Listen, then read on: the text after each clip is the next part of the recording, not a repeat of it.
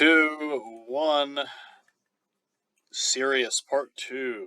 Alright, so, we've begun the story of series, which are just limits of sequences of partial sums. Alright, and last time we got a little sampling of how proofs work, and, we're going to keep going. So the first thing we're going to prove, for today, once again, your boy Koshi shows up. And Koshi comes along here with a really nice criterion for convergence. Okay, so so far we have set up what it means for a series to converge, and we've done some examples, but we haven't given like a if and only if. Right? We haven't gone, okay, a series converges if and only if this happens. Now, the Koshi Criterion is one such theorem that gives a necessary and sufficient condition for convergence. It's worth noting that while this is very nice, and we will use this today to prove a very important fact about series, broadly I want to say that a necessary and sufficient condition for the convergence of series, there are multiple ones that are known. The Koshi Criterion is probably the easiest one. There are other ones like Cauchy's condensation and a couple of other ones that are floating around out there. And they're all like good, but they're all like very specific tools. So we'll see today this is a very nice technique, but it's very specific. If you, the person watching this video, if you could come up with necessary and sufficient conditions for a convergent series that uniformly applies to any series you could ever cook up, the PhDs would rain down upon you. Probably the biggest problem in analysis and broadly in mathematics is good conditions for a series to converge, because most of them that are known tend to be very specific. So as we'll see, the Koshi Criterion is very nice for the things we're going to do today with it, and then we're never going to speak of it ever again. That's not fully true. We're going to use it on the next video, but that'll be kind of it. So it's got a very specific use. So it's not a, oh, I've got a series, apply this thing, and then work with it. Right? And hopefully you realize that too when you took Calc 2, where, right, you get a lot of tests about checking if convergence is happening. Right, the existence of multiple tests should reveal to you that, yeah, there isn't just one size fits all here. Alright, now why is this called the Koshi Criterion? Which is a cool name, by the way. Well, it probably has something to do with Cauchy sequences. Right, because note, this is saying that a series converges if and only if something very similar to being Cauchy happens. So note here, this is revealing that a series will converge if and only if that, given an epsilon, at some point, if you look at the summation far out enough in the series, and that should be a capital N, not a capital, I don't know why it's capital M there. So if you look at the summation, and you look at the sort of chunk of the summation, so not all of the partial sums, if you just look at part of the partial sums, if that's getting arbitrarily small, then the whole series has to converge. So if at some point, going far out enough into the sequence of partial sums, and then looking at the tail end of them, if that's small, then the series has to converge. So this is a very powerful tool, and it reveals quite a bit about how series are going to behave. Specifically, it's going to tell us some stuff about how sequences have to behave in order for the series to converge. All right. So this is not a difficult proof at all. This is just a big exercise in unraveling definitions. If a series converges, that means your sequence of partial sums converge. As we know, convergence means Cauchy. So, given an epsilon, there is a capital N, so that the partial sums get less than epsilon for n and n bigger than m. Note here we are including now a strict, because when I look at the difference of the two partial sums, by general associativity, I know that this has to equal that. So note that for general Cauchy sequences, we just put a comma here, but for the Cauchy Criterion, it's actually strict, because we want the difference, and we need this. Yeah, there you go. Beautiful. So, like I said, the proof of this is not the most exciting thing. It really is just unravel the definitions. Just sort of, right, this is noting that Koshi is Koshi sequences and convergence sequences are the same. And again, note, the statement here is saying the series converges if and only if this happens. The statement, this part of it here, doesn't say anything about what the limit needs to be. So again, the power of Cauchy sequences coming in to help us, going, I can guarantee convergence, and I don't need to know what it's actually equal to, which is incredibly important when it comes to the series, as we're going to start talking today. Computing the value of certain series is not an easy task.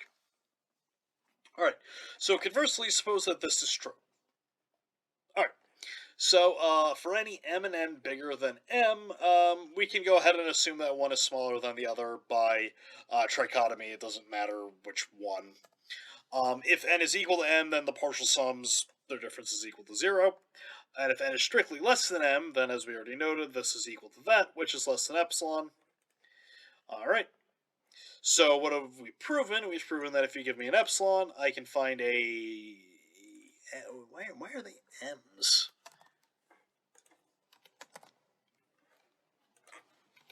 I mean, n is right next to m on the keyboard. I'm guessing that's what happened, but... There we go. Alright. So, given epsilon, there is a capital N, so that the difference between these is always less than epsilon, so this is a Cauchy sequence. So the partial sums are Cauchy, and thus they must be convergent. There you go. That's it. Right, so like I said, it's not exactly, a deep proof here or anything. Just unraveling what does it mean for such and that. What is, oh my god. Who wrote this, Cheems? Alright. Excuse me. Yeah, it's just purely unraveling the definition of the sequence of partial sums and applying that idea to Cauchy sequences. But it's incredibly powerful in terms of what we're going to be able to do with it.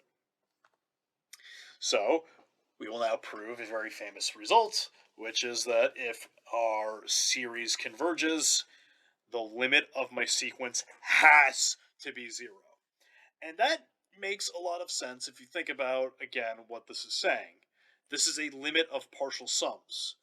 If what I'm adding up doesn't get arbitrarily small, there's no hope for this to converge, right? Because if the terms aren't getting small, then what I'm adding up is going to become unbounded, and any convergent sequence must be bounded. So the fact this is true is not surprising, and the proof of it is just literally the Koshi Criterion. Given an epsilon, we know that I can find an n, so that this fucking m thing here. What is going on, man?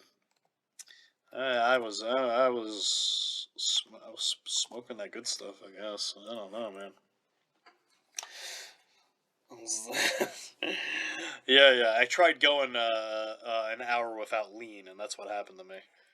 Alright, alright, so given an epsilon by the Koshi Criterion, there is a capital N, so that all this good stuff happens. Well, take any n bigger than n plus 1, that means n and n minus 1 are bigger than n, and x sub n minus 0, which is the same thing as this, which is equal to that, which is equal to this, then by the Koshi Criterion is less than epsilon, so the limit's got to equal 0. Beautiful. There we go. So, the Koshi Criterion reveals that this is true. And, right, so in calculus, I always forget, like, how I write this in calc. I have not taught calc 2 since, oh man, 2015? Jeez, I think that was the last time I did calc 2. Right, but for us, we've got this beautiful Kuroshi Criterion, and which is actually quite interesting that he uses the Kuroshi Criterion for this, because again, remember, the Koshi Criterion is built off of Cauchy sequences, which are fundamentally about series converging without knowing the limit, and here we're actually using it to get the value of a limit. It's kind of neat. Beautiful. Alright, but hopefully, as you remember from Calc 2, the real power of this statement isn't in the statement itself, it's rather in its negation. So, if you have a sequence that doesn't converge to 0, then the series diverges. And that's it. So if our series is divergent, then if our sequence is divergent, then our series is divergent. And if our series converges to 7, then the series diverges. So, for example, I know this converges to 1, and there you go, this diverges, done. So, this reveals that there are just a whole bunch of sequences we can just throw out. If your sequence does not converge to 0, then this series cannot possibly converge. Which is another reason why Grandi series does not work. The limit of -1 to the n we know doesn't exist. So, the series has to diverge. So, yeah, more evidence in favor of that thing not having a traditional series value. It can be given other values depending on if you change your definition of summation, which you will do in one of your homework problems. But yeah. So, as noted, right, this is like, I think we call it the nth term test or something like that. But anyway, so if the limit of this thing isn't 0, then series doesn't converge, we're done. Beautiful. But the converse is not true. You can have your limit equal 0, but your summation diverges all nonetheless. So all we proved was if the series converges, then the limit is 0. Limit is 0 does not mean the series converges. So as we will now prove, the harmonic series, the summation of 1 over n, so 1 plus a half plus a third plus a fourth plus a fifth, so on and so forth, that diverges. So when I TA'd Calc 2 for the very first time, my professor for that was a guy named Russell Prime. And with a name like that, you have to do mathematics. You don't have a choice. And so when he was teaching Calc 2, I was sitting in his lectures, and when he got to here, he just stopped, he dead looked at the class and go, "You're not going to remember anything from this course. You're not going to remember one thing." And then he said, "But please try to remember that the harmonic series diverges." And it was so interesting to like sort of see that, like, of all the things to pick about series, and for like a broader audience, if there's something you're going to remember about series, he paused and he went, "This is the most important thing, basically." And it is because it's a result in that sort of, counterintuitive sense, or it's more a result in the sense of intuition is never mathematically enough. Intuition gets you enough in other fields, like, physics or whatever.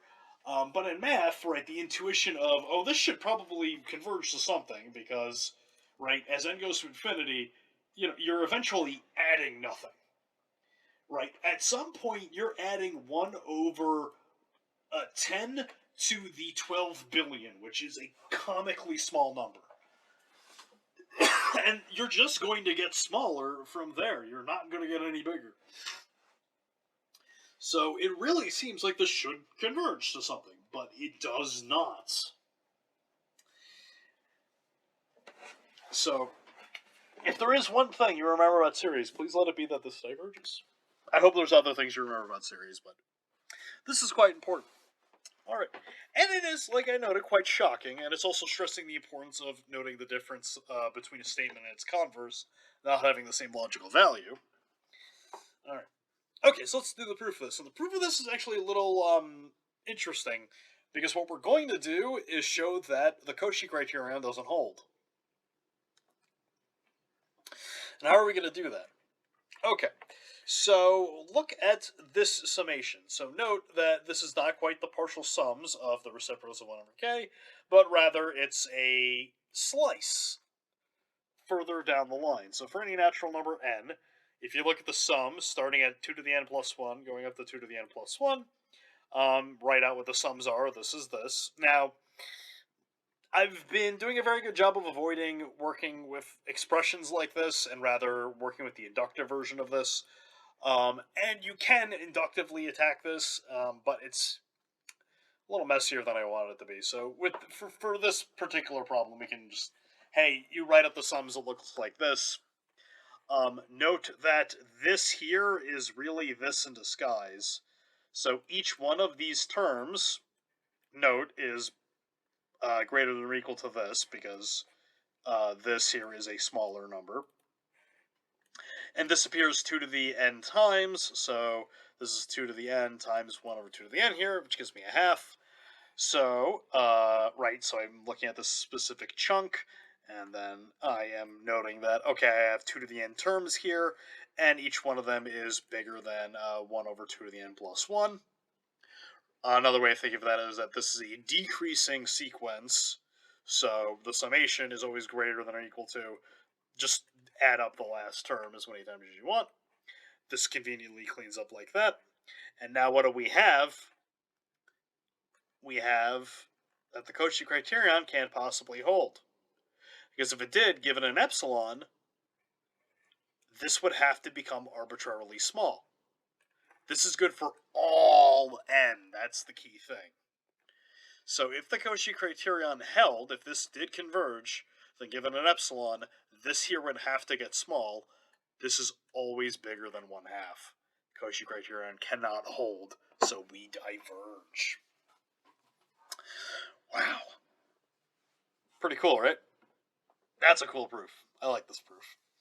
And the best part of this proof, by the way, the amazing part of this proof is that this was figured out in the 1400s. Hundreds of years before Koshi. Hundreds of years before Newton invents fucking calculus. A monk by the name of Nicole Ormstrom. It's not Ormstrom. Oresme? It's Oresme. I shouldn't include it here. This exact argument was known in the 1400s. So somebody looked at adding 1 plus a half plus a third plus a fourth, and then they recognized that, oh wait, if you look at if you go up to 2 to the n plus 1, you'll always pick up enough terms to pick up a half. So you'll always eventually add another half, no matter how far you go. You will always pick up a half. It will take you 2 to the n times to get there. So, for example, if n is like a billion, that's an incredibly large number, but it will eventually add up to over half. So, yeah, beautiful. So, super cool. Always love that proof, and always love that fact, too. Alright, beautiful. So, the summation of 1 over n diverges, the Koshi Criterion cannot possibly hold. Because if it did converge, then this term here would have to get arbitrarily small, but it's always bigger than a half, so it does not get less than epsilon. Alright, cool. Alright, well, we proved that, so now what? Well, our next goal is to prove that, somewhat surprisingly, if you square everything, then it will converge.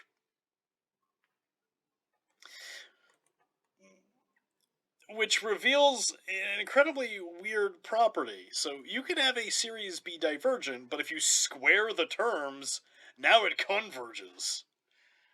Which, again, at first glance, maybe doesn't seem to be that ridiculous, because squaring will speed things up here. But it seems shocking that, right, just squaring the terms is going to get convergence. And as we'll see, it turns out you can actually do a little weaker than squaring, but we'll prove it for squaring, and then we'll, similar to how we demonstrated the existence of square roots, we'll prove it for 2, and then we'll go, you can do it for other numbers, but... Alright, now, in order to prove this, we are going to need quite a few ancillary results. Because it turns out that verifying that this is true, we really need to have some facts about partial sums, particularly partial sums and monotonicity. So I've kind of already referenced monotonic things coming into play here by going, oh, by the way, 1 over k is decreasing.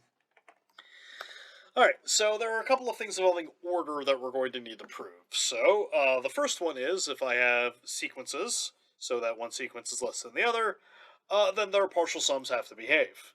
And thus, if their partial sums are behaving, then their infinite sums will behave, by the way. Alright, and again, this will be inductive for the case of n equals 1. It's for free. So, suppose it's true for n.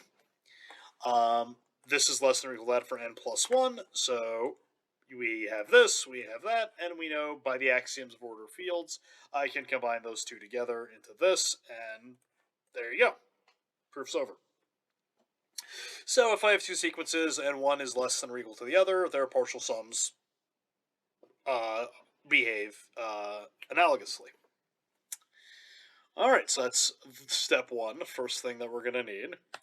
Step two. I don't think I explicitly stated this last time. I think I actually used this fact. I'm trying to remember if I used this or not.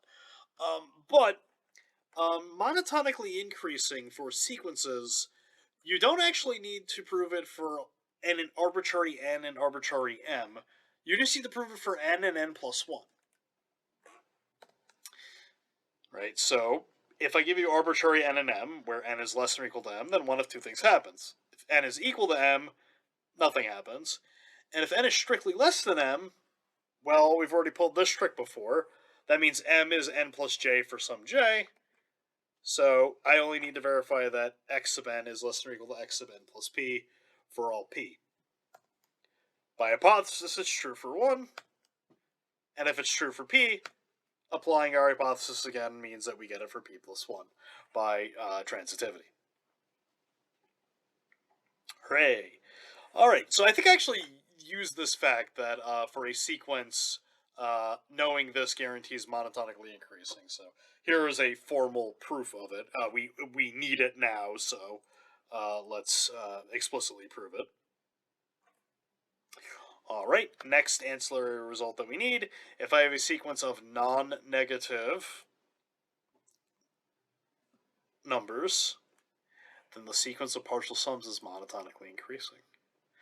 And again, that makes sense, because if you're adding up positive numbers, then you could only ever get bigger. And that's literally all the proof says. S sub n is equal to this. These are greater than 0, so I can add them. And then we know that's equal to s sub n plus 1, so it's monotonically increasing. Now, the proof may seem very simple, but it is revealing something incredibly powerful about positive numbers. If you have a series of positive numbers, you just need to prove that the sequence of partial sums are bounded above. So if you want to prove that your series converges, you don't need to figure out its value, you just need to show its partial sums are bounded above. Then we have a monotonically increasing sequence that's bounded above. We know it converges to its supremum. What is its supremum equal to? I don't know, you gotta figure it out, but we know it does converge. So this actually ends up being the secret sauce to proving that 1 over n squared converges. We'll get there, but in the meantime, equipped with all this fun stuff, let's prove another thing from Calc 2, the comparison test. So, specifically, if I have two sequences, x1, xn, and yn, so that everything I have is not negative and xn is less than yn, then if I know the bigger one converges, then the smaller one must converge, and vice versa, if the smaller one diverges, then so much the bigger one. Alright, as we just pointed out, we can figure out the convergence of a sequence of non-negative real numbers by just verifying that it's bounded above. So, by assumption, the series involving the terms yn converges, which means that their partial sums must be convergent, and convergent sequences are bounded, and thus they're bounded above. Now, also note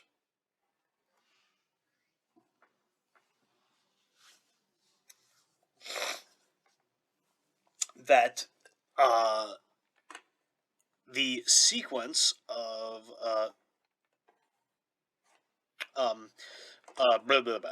sorry, I'm having a brain fart. Yeah. Okay, so this converges, which means the sequence of partial sums converge, and thus they're bounded above. Now, since they are monotonically increasing, because y sub n is 0, we know that not only do they converge, they have to converge to a supremum. Specifically, the supremum of the terms. So this limit exists, it's the limit of the partial sums.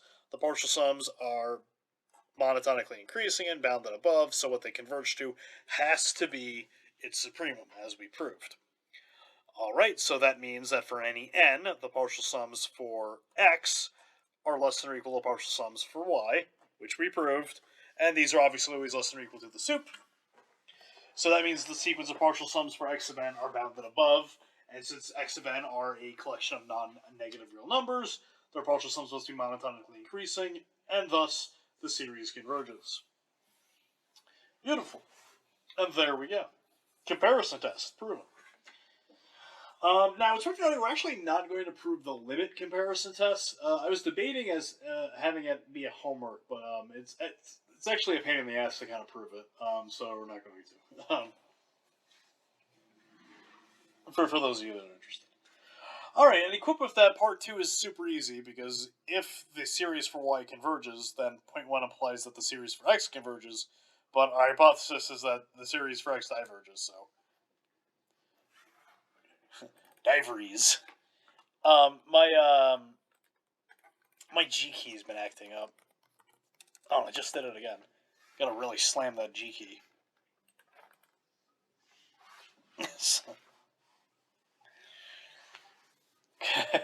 Gotta get a G in the chat. Anyway. Alright, beautiful. Okay, so now let's get on to the star of the show. The summation of 1 over x squared, 1 over n squared converges, as opposed to the harmonic series, where instead of n squared we just have n, that diverges. This one actually converges. Alright, now, what's the plan of attack? Alright, we're going to prove this. Now, why does that finish it? Okay. Now, note what we have here. Geometric series, we know that converges. So, not only do we know it converges, we know the partial sums then have to be bounded above. The partial sums of 1 over n squared have to be monotonically increasing because the sequence creating them are non-negative. And note that I am only looking at 2 to the n minus 1. 2 to the n minus 1 is always bigger than n, which I had a slide in here proving that, but then I was like, you had to have seen that in your proofs course. Or something, probably n strictly less than 2 to the n, which is equivalent to this. You can write out the inductive proof if you want. So for any n, it's less than 2 to the n minus 1, and so this then reveals that the partial sums have to be bounded above, so they're bounded above and monotonically increasing, so our series converges. Alright, and that's the story. Okay, so the hard part of the proof then is this. So once you've established this, then everything just falls into place, so this is the tricky part of the proof. But this is basically going to go exactly the same way that the proof 1 over n diverges. But you're going to see why convergence happens with the squaring, and why divergence happened with 1 over n. Okay. So first we'll handle the base case, which is this. Now note 1 over 9 is less than or equal to 1/4. 1/4 and 1/4 add up to a half, and there you go. Okay. So the base case is just write it out. It's 3 terms, and they work the way you want them to. So base case, nothing exciting here going on. All right. So note the base case is 2 in this case, which again doesn't matter where you start. All right. So this is the easy part of the proof. Let's get to the hard part.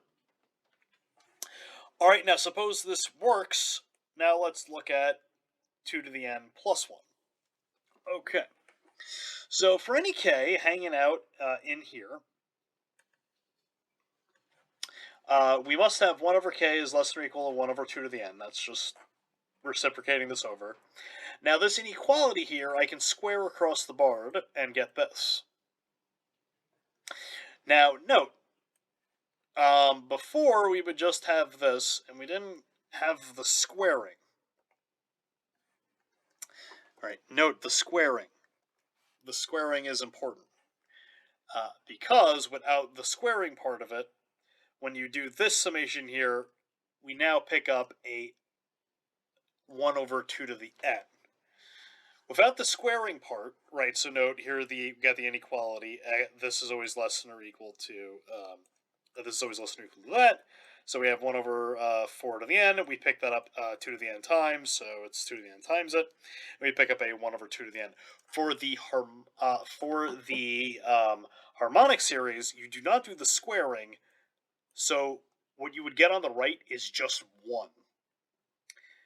And so then you would just be adding up a bunch of ones here, and so you would get that it's less than infinity, which is not interesting. The squaring now reveals that, oh wait, I'm gonna pick up something that is going to get bounded above. So now we see that we're right. This little step right here is why we're able to get away with this. Trying to apply for the harmonic series does not work. All right, so now equipped with that, we can finish the proof off, because here, right, you just, by general associativity, go there. We just verify that this is less than or equal to the less than or equal to 1 over 2 to the n. By the induction hypothesis, this is less than or equal to that. Then just add that term in there, and that completes the induction, and the proof is over. And thus, we now know that the sequence of partial sums for 1 over n squared are monotonically increasing and bounded above, and thus have a limit. Okay, now let's wrap things up with some math lore. Okay, so it's worth noting that there was something special about the 2. You could do it for any p, it just needs to have a p bigger than 1 strictly. So the key fact was that p bigger than 1 allows you to square, apply p on both sides, and if p is bigger than 1, it's increasing. When p is less than 1, it gets dicey, and doesn't work. But right, we remember some Calc 2, and Calc 2 we justified this with the integral test, which we are going to prove at some point, but not now. Alright, but anyway, the previous proof can be modified for that. The p-series, which we now know and love. But let's talk about the p-series in a little bit more detail. Okay. So, like I noted, it was known that 1 over n diverged, and it was figured out in the 1400s. Eventually, mathematicians pieced together that 1 over n squared had to equal something, and it was called the Basil Problem to figure out what it was equal to. Basel is a place in Germany.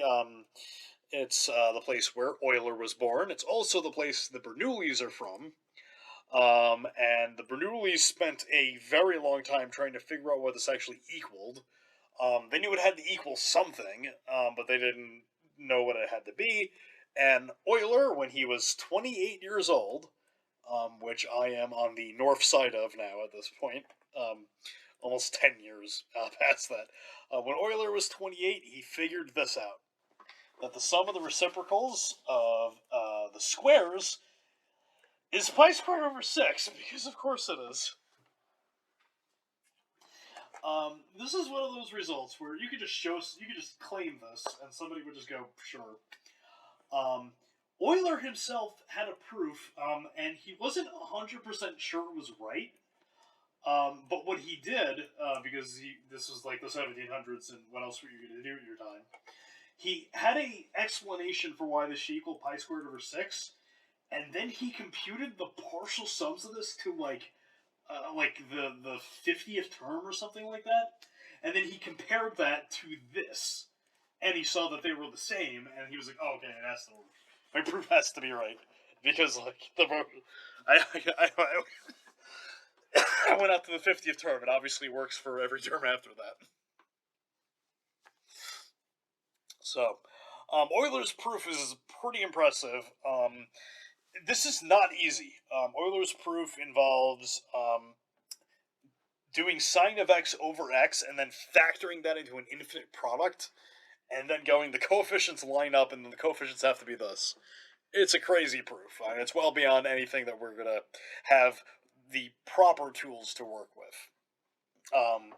So Euler not only figured out 1 over n squared, he actually figured out 1 over n to the 4th, and 1 over n to the 6th, and 1 over n to the 8th, and 1 over n to the 10th.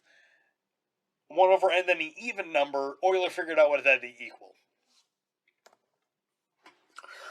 1 over n cubed is still not known. The conjecture is that it's pi cubed times something. So it turns out that 1 over n squared is pi squared over 6. 1 over n to the 4th is pi to the 4th over 40 something, if I remember right. I'm blanking. And similarly, 1 over n to the 6th is pi to the 6th times something. So everyone thinks this is pi cubed times something, but nobody has figured out exactly what it's equal. It's known now as Apéry's constant. Roger Apéry, a French mathematician, in 1977. So in the 1970s, I don't think it's 77. It's the 70s. So in the 1970s, he proves that whatever this thing is, it actually has to be an irrational number. That's currently the best that's known about it. We have numerical approximations for it, and I say pi cubed times something here, because it's more or less known that it can't be pi cubed times a rational number. Somebody ran a bunch of numerical experiments, and basically, if this is pi cubed times a rational number, the denominator of the rational number has to have like 20 billion digits or something ridiculous. So it's most likely not pi cubed times a rational number. It's going to be pi cubed times something. There was a paper on the archive, not recently, I forget when. Somebody claimed that it was pi cubed times like some constant I had never heard of before. But I haven't heard anything else about it, and it was an archive paper, so yeah, it's probably not true. Anyway. But yeah, so if you want to become famous, if you can figure out the exact value of this, that'd be great. Now, something you might be thinking of is, oh, okay, if 1 over n cubed is irrational, then I bet 1 over n to the 5th, 1 over n to the 7th, and so on, you could prove that those are irrational as well. In the same way that Euler figured out how 1 over n squared worked, and then he was able to extend it to the evens. Apéry's techniques only work for n cubed. We have no idea about n to the 5th, n to the 7th, n to the 9th, n to the 11th, so on and so forth. The only one we know for sure is irrational is to the 3rd power. The best that's currently known is that one of n to the 5th, n to the 7th, n to the 9th, and n to the 11th, one of those is irrational. We don't know which one, but we know one of them is.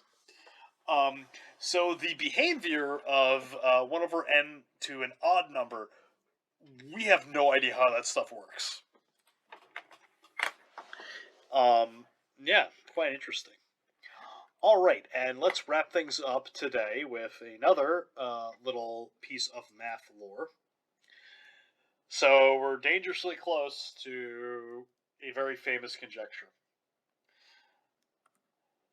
There is a complex variable function called the Riemann Zeta function, and we know that this function, for real numbers greater than 1, is equal to the p-series.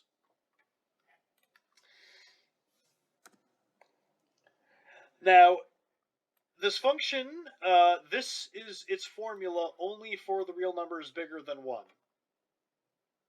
Technically, it's its formula for all of the complex numbers whose real part is strictly bigger than 1.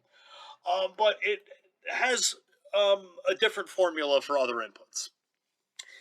Now, figuring out where this function is equal to 0 is completely unsolved as of this recording, and it's without a doubt probably one of the most famous conjectures in mathematics. So it's known that for negative even integers, it's equal to 0. So zeta of -2, zeta of -4, those are all known to be 0. And Riemann, while he studied this, he conjectured that the only other zeros are complex numbers of the form 1/2 plus I times omega. This is the Riemann hypothesis. So if you've ever heard of it, this is what it states. It's currently not like horribly unsolved, but it's basically all of the modern research that's devoted to it have basically proven that if this is true, which everyone suspects it's true, if it is true, it's like barely true. There's basically no wiggle room. It's either horribly not true or it's just exactly true, which is a very weird way of talking about proofs, where, right, because it's like, well, if it's true, then it's logically true. It turns out there's numerical things that you can set up and go like, well, if the Riemann hypothesis is true, then we should have some wiggle room. And basically, people have proven that there's no wiggle room, so if it is true, it's like just barely true. Side note, it is known that there are infinitely many zeros of this form, so that is known. So there are zeros that are known. The question is whether or not they're the only ones. So very famous. There, of course, are a lot more details here we're leaving out. The stressor here is that this function is complex. For these real values, this is its formula. But outside of this inputs, it's got a different formula. It does not have this formula everywhere. But that hasn't stopped idiots from claiming all sorts of wacky stuff. So it turns out that zeta of -1 is -1/12. And if you plug that into this formula like a ding dong, you'll get that if I add up 1, 2, 3, 4, 5, 6, 7, 8, so on and so forth, you'll get -1/12, which the limit is not 0. This doesn't converge.